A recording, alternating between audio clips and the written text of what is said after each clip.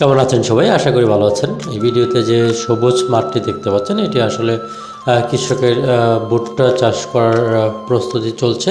এখানে কিছুদিন আগে কৃষক ভুট্টা চারা রোপণ করেছিলেন, আর পাশাপাশি যত্ন শুরু করেছেন। দেখেন, এর আগের যে প্রস্তুতিটা ছিল সেটা ছিল এই ধরন হাল চাষ করে ভুট্টার বীজ বপন করার পর এখানে তিনি ছোট ছোট সারি বেঁধে ভুট্টা গাছে বীজ দিচ্ছেন, এবং এর আগে মাটিতে সার দিয়েছিলেন, জৈব সার দিয়েছিলেন, রাসায়নিক সার দিয়েছিলেন, দিয়ে মাটি অত্যন্ত পরিষ্কার ঝুরঝুরে করে চাষাবাদ করে খুব সুন্দর করে উনি ভুট্টা রোপণ করেছিলেন। পরিচর্যার পর ভুট্টা দেখেন খুব দ্রুত বেড়ে উঠেছে এবং ধীরে ধীরে সবুজ রং ধারণ করেছে।